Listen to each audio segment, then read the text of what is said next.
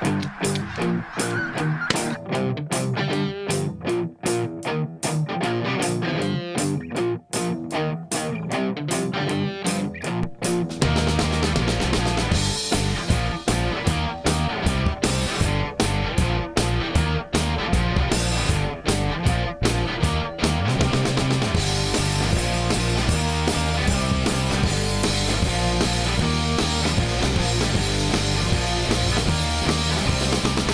we go. 3, 2, 1. Boom! And welcome to Today. Brought to you by Boss Shot Shells. I'm Jeff Stanfield with the world famous Andy Shaver. Get that lead out of the environment, people. It's 2025. What are we doing? Record-breaking day today, too. Good. Just saw where the Cincinnati Bengals just signed Jamar Chase and T. Higgins. You saw that, too? Yep. $250 million. Like 160 for Jamar Chase over 4 years and like 125 or something. 140 and 114, I thought. Was it? Maybe. Or something. But whatever it is, it's a bunch of money. It's good for them. I don't know how they find the money in these salary cap situations, but it seems like they always do. Well, Did see it's 50-50 on Rodgers going to the Vikings. That's where he's going to end up going. 50-50. I don't know. They like J.J. McCarthy. Well, J.J. McCarthy could probably learn a lot by playing behind Aaron Rodgers for a year.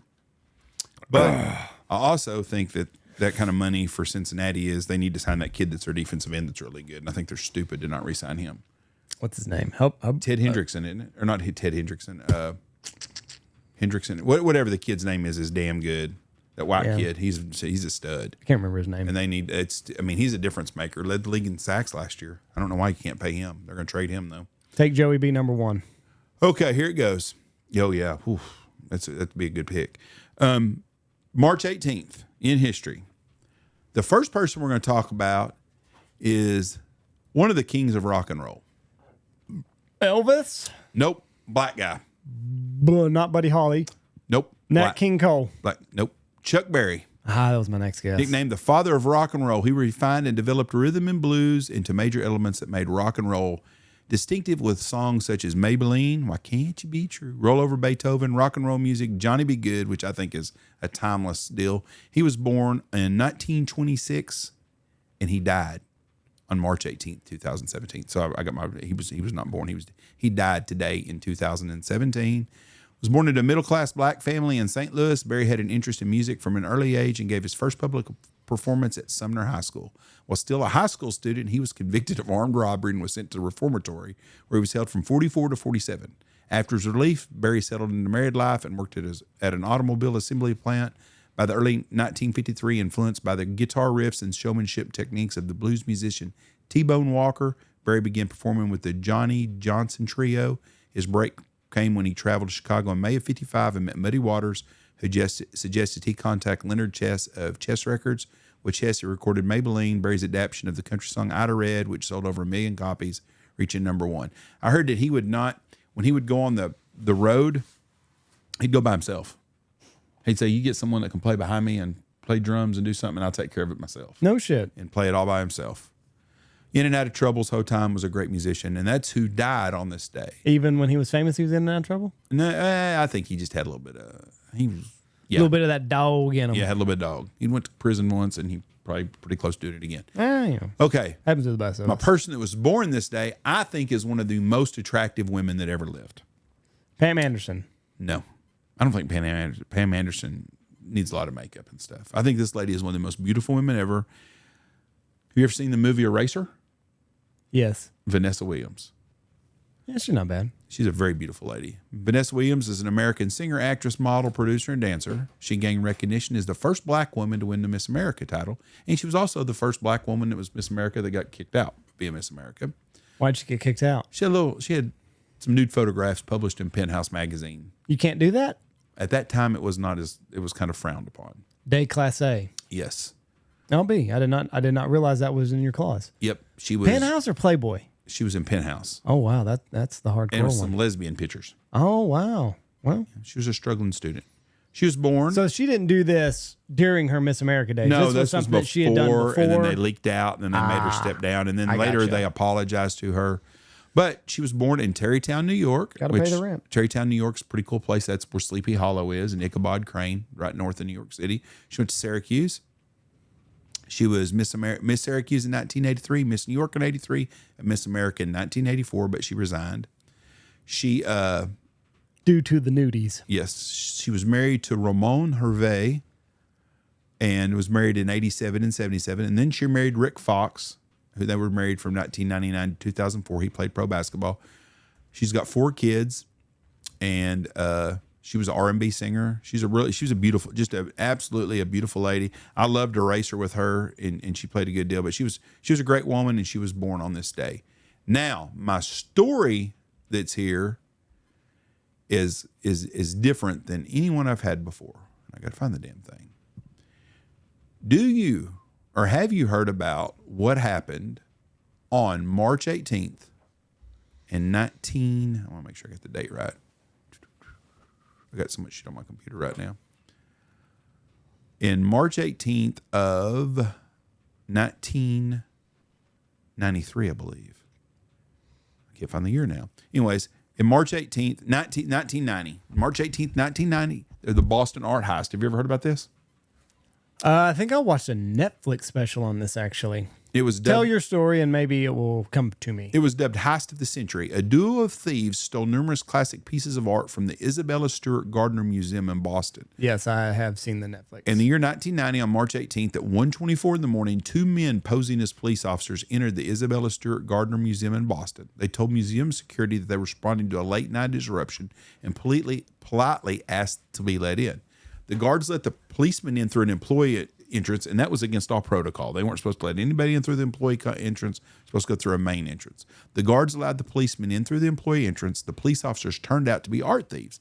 They handcuffed the guards at 1:30 in the morning. The guards were found at 8:15 the next morning. The thieves' movements through the premises were recorded on infrared motion detectors. Steps in the first room they entered, the Dutch room on the second level, were not recorded until 1:48 a.m. This was 13 minutes after they had dealt with the guards, and they were most likely waiting to make sure no police were alerted. As the duo approached the paintings in said room, a device that would normally tip off when a patron was close to a painting began beeping. The thieves destroyed it. At 1:51 a.m., while one of the thieves tirelessly worked on the Dutch room, his accomplice entered a narrow hallway called the Short Gallery on the other end of the second level. The other thief joined soon. The last work stolen from the Blue Room on the first level of the museum. The museum's motion detectors failed to detect any motion within the Blue Room while the thieves were in the building. The only footsteps detected in the room that fateful night was the guards during the 2 times he passed through the gallery. The thieves mercilessly smashed gilded frames onto the museum's marble floors and roughly cut canvases out from their wooden backings. They left an empty frame on the desk chair of the museum's own security director, after which they got rid of the tape showing they'd come down in the museum. So they broke in and stole the VCR tape. The police did not arrive to investigate until because they were unaware of the whole deal, and they released the guards at 8:15 in the morning. The Boston art heist lasted roughly 81 minutes. In a matter of a mere 1 hour and 20 minutes, they sold $500 million of art. Mm-hmm. The pieces in question are Rembrandt's The Storm of the Sea of Galilee. Have you ever seen that? It's a beautiful print or painting. A Lady and a Gentleman in Black, as well as Vermeer's The Concert and Gouvert Flinek's Landscape with Obelisk. The thieves also snatched a Chinese bronze vessel, precisely a GU, I'm assuming that's GU, who knows, from the Shang Dynasty, Manet's Chez Tortini, and 5 Degas drawings. After an unsuccessful attempt to unscrew a Napoleonic flag from the wall, they took the eagle finial displayed above it instead. I guess fennel, maybe. Who was responsible for the art heist? After the unbelievable break-in, the framed Boston Globe reported experts speculated the treasures were most likely contracted for in advance by a black market collector abroad. There ain't nobody steals $500 million worth of art and then trying to peddle them at a damn grocery store. I mean, you've got somebody lined up. Connections. You've got somebody that's a collector that does it. You know, there's these collectors that have these famous collections that will go in a room that's sealed up and sit and just look at their collection by themselves. It happens all the time. The guys that like sports and art, it's their weird fetishes that they have. But they'll go in that room and sit for hours just to look at all this shit. And they don't care if it's stolen or not. The FBI investigated the only person that was tracked by motion sensors in the galleries from which the Monet was swapped, the museum guard Richard Abath, but this did not yield any answers. For over 2 decades, leads continued to prove false and the case grew cold and stale. Among a plethora of imaginative theories, some say it was most likely a mafia job. Others think the security guards were on the side of the criminals. If you had to think about a big art heist or mafia issue in Boston, who would you think of first? Whitey Bulger. Bingo. According to different theories, the heist was carried out by two petty criminals. One by the name of Miles Connor, a rock musician taken into custody for an art heist in 75, who offered the art's return in 97 through an associate named William Yugsworth. A representative from the Boston Herald was welcome to see that the stolen art that year in a warehouse, but it authentically was authenticity was suspected, and Youngworth was later ruled out as a suspect. So Robert Bulger is one of the deals. Guess who else they thought of? Someone that worked at the Vatican. Oh. That they were also involved. Oh, it all leads back. As of late, the Federal Bureau of Intelligence has been focusing on Robert Gentile, a small-time mafia member who was offered a pardon if he offered to give the pieces back. Gentile has stated that he does not know the whereabouts of the art. He was arrested and incarcerated on unrelated charges involving weapons, but it did little to pull out any new and incriminating information from him regarding the Gardner heist. Gentile was recently released due to good behavior after serving 30 months of his sentence in March in 2019, and remains a mystery whether the old and withering gangster will share any information.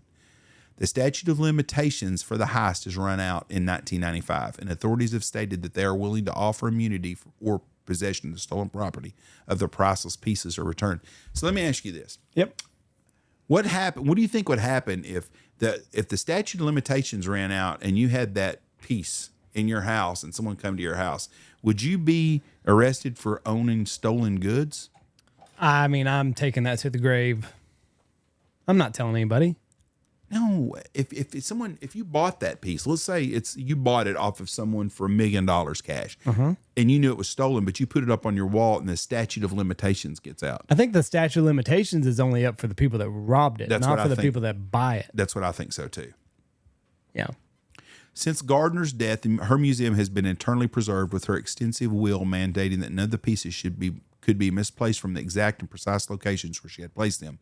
Following 25 years, the Dutch room has been untouched, as well with the 4 tragically empty frames hanging from the wall, reminders of the loss for art connoisseurs, but also helpful of symbols. So that's what happened on this day in 1990, the Boston art heist, and they've never found out who did it.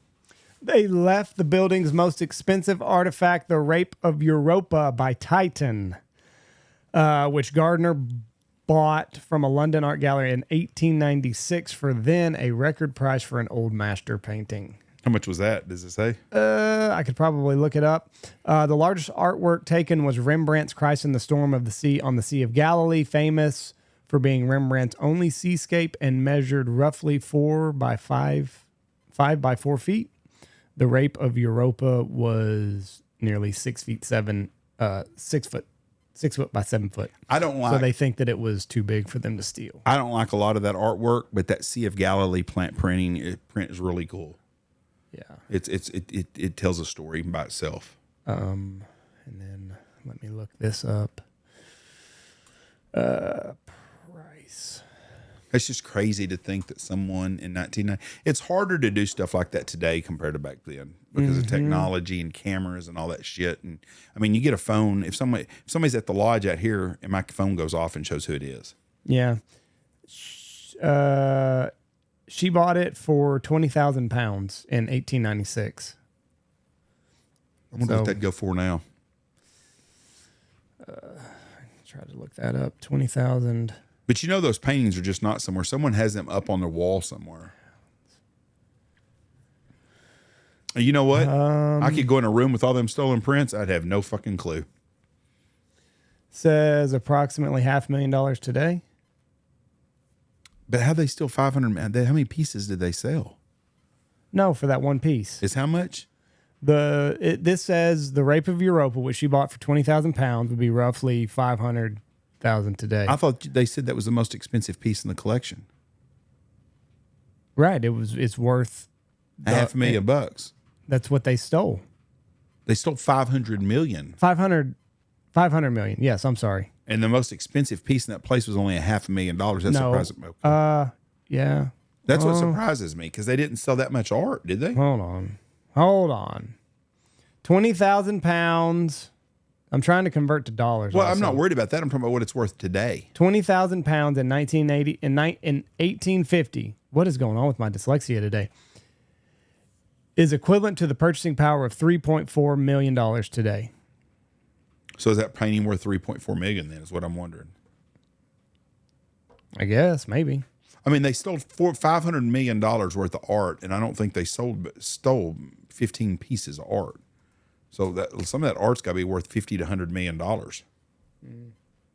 And they said on that deal that was the most valuable piece. That's what it says. Maybe it was the most valuable sold at that time in 1890. I don't know, but anyways, regardless, they got $500 million worth of stolen art, which means they probably sold it for $5 or $10 million on the open market cash. Oh yeah, yeah. You take a hit whenever your stuff's hot. Big hit, but big money. Oh yeah. Yeah, it says 20,000 pounds, record setting for any old master painting. That's an interesting deal. But anyways, that's what happened today. Never found them. March 18th, never found it anywhere. So if you got an aunt or uncle and they got some kind of fancy ass painting that they hide from the company when they come over all the time, now you know why. You might be able to snag it from them and go sell it somewhere else. But I mean, that's very nice of them that the statute of limitations, if you'll just bring it back, no questions asked. You imagine walking in with that thing, hey, I found this here, and they said I might want it back. It was in the alley.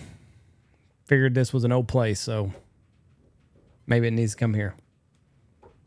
All right. Well, thank y'all very much. We got some dove hunting dates. I've got one weekend date where I can do a group of 12 people for dove hunting and can do corporate private hunts. If you're looking, I've got 2 sets of dates left. I can do a corporate hunt for this season. Anyways, thank y'all for listening to us. God bless y'all and have a great day. Watch for deer.